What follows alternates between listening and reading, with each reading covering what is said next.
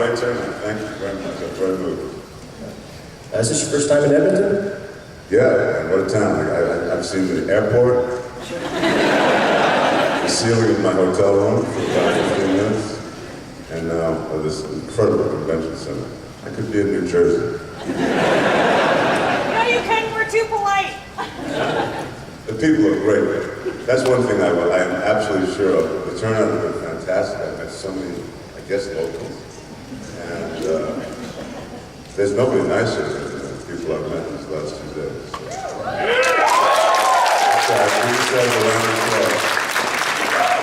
And if you love construction, there's no better place to be in the world.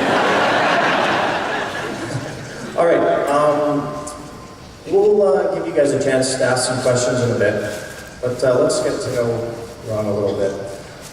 I was looking at your page on the IMDb, and something that stood out to me was that early on in your career, you were interested in stand-up comedy. Wondering if you could tell us a little bit about that. About 5 minutes.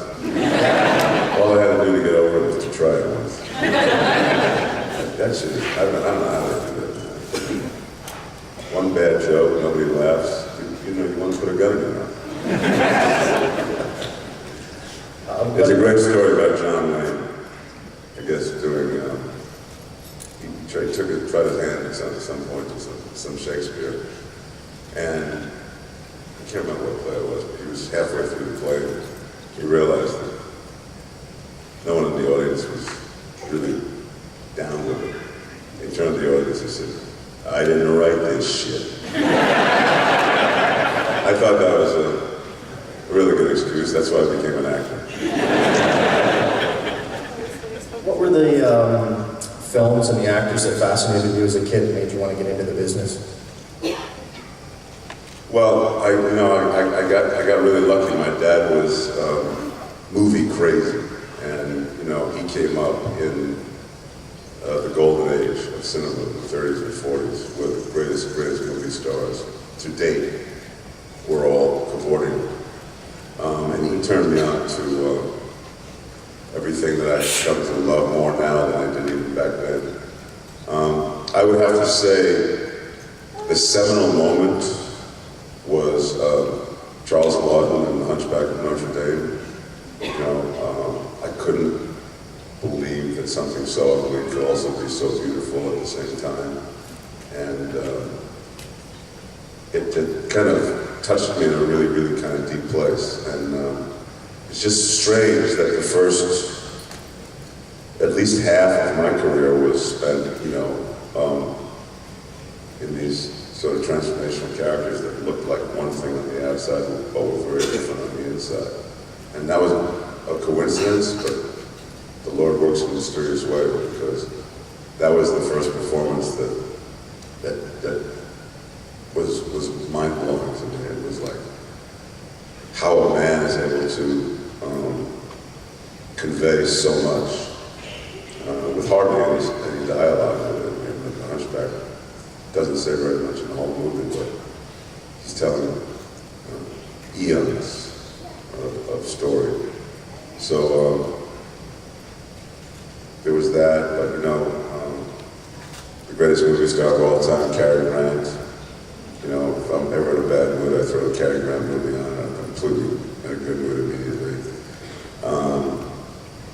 And then Gary Cooper, and Cagney, and Bogey, and Eddie G, and The Duke, and later on, Montgomery Clift, Marlon Brando, Perlman, and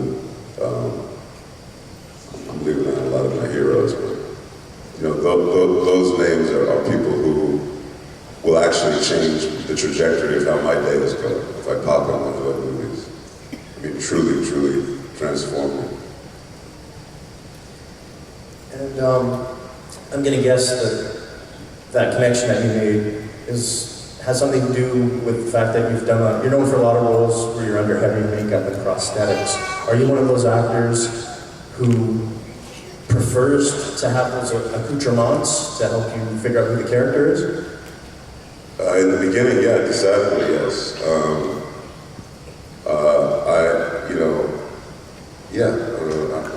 Without becoming too psychoanalytical, I it was easier for me to act anonymously than it was to kind of act presentationally, which is, using this as the foundation for whatever character I needed to play. Because I wasn't very comfortable with this in the beginning.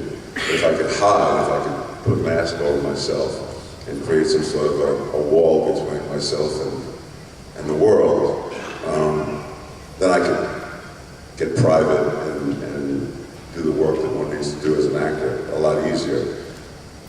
And around in my 40s, and especially in my 50s, I began to get really, really comfortable with myself. And if you notice, that's the time when the aesthetic makeup work became less and less and less. And, I was more and more comfortable, being naked.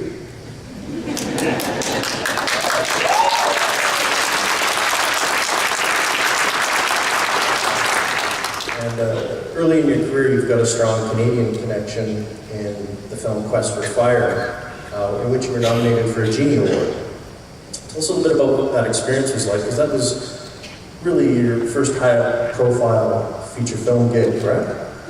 My first film, period. It was my first experience with film at all. I'd never done any real television when I was coming up. So it was transformational.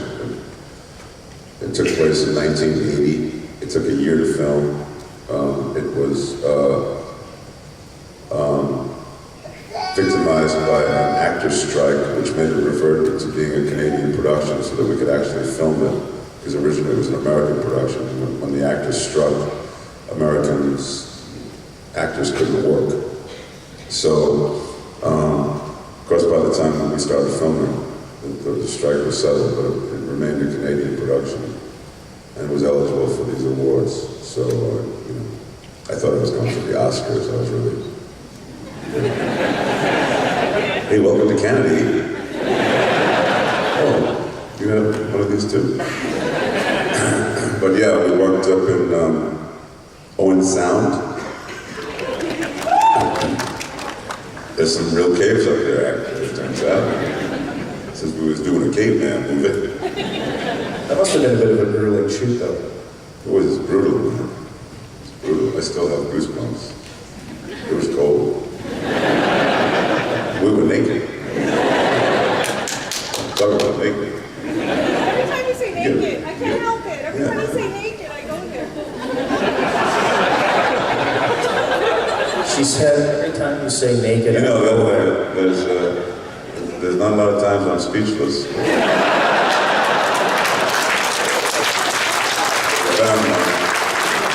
Thank you, Don.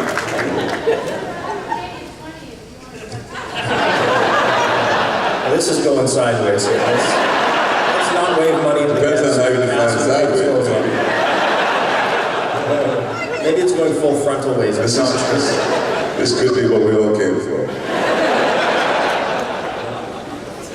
All right. I read a quote from you. You don't expect me to get serious in that, do you? I was trying to switch gears, but we'll see how it goes. I read a quote from you that said, "I've always felt there are aspects of me that were monstrous." And I'm wondering what those aspects are and how they've informed your career. Anybody in this room? I said monstrous, and so. Let's get back to the naked question. Which actually sometimes is one and the same, but has anybody in this room ever heard of the term low self-esteem? Well, I had that when I was a little kid. And you just feel like, two left shoes. And, you feel like the world is a tuxedo and you're a pair of brown shoes. There's a lot of shoe alliteration to where I'm going here. But, you feel, even though you're wrong, even though everything that you're thinking is a distortion of reality, and it has nothing to do with reality, it's happening in your head, so it's very real. And, there's the monster. There's like this, like, this is why no one loves me, this is why I'm never gonna fit in, this is why, and that's the metaphoric monster that I was referring to. And anybody who's ever had any self-doubt, anybody who's ever been twisting in the wind when everybody else is moving in a certain direction, anybody who's ever, felt like, I just don't fit in, knows the feeling that I was trying to describe with that word, monster. And so the meeting of Guillermo del Toro was, without exaggeration, I regard that as a religious experience because Guillermo's whole obsession as a storyteller is the examination of monsters and how that is the most human sort of, like the monsters in Guillermo's movies are more human than the humans. I don't know if you've ever noticed that. And so when I met him and I became part of his paint box, and he used me over and over again. And Hellboy was metaphorically the Hunchback of Notre Dame. He was somebody that couldn't live in the world because he was too different and too strange, and yet he had more human qualities to aspire to. You could list. So that's what that all meant. And I'm sorry if I went from nakedness to digging down. I try not to let it happen too often. Is there a character that you played in your career that you feel most represents who you are? Well, there's a lot of them. And there's a lot of different kind of looks at it. Probably, well, the first three jobs I had, three prominent jobs I had, that reached a wide sweeping audience because they were movies, not theater, were Quest for Fire, then Name of the Rose, then Beauty and the Beast.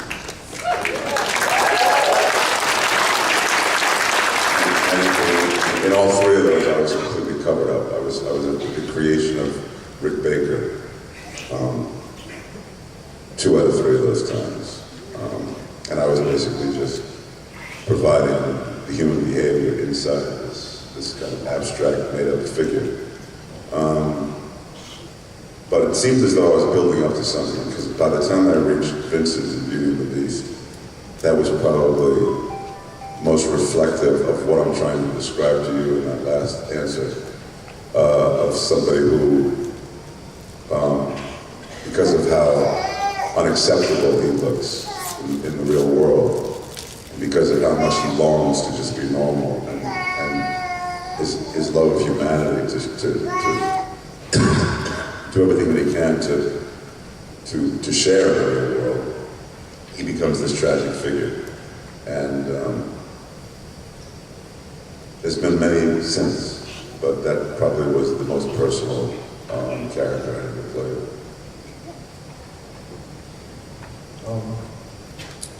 Let's talk a little bit more about working with Del Toro. He's like a fantasist.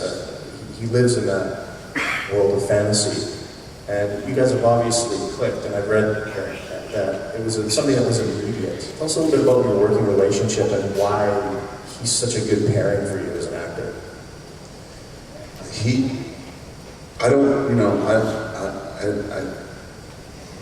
All I know is he's given me the greatest roles that I've ever had the good fortune to play.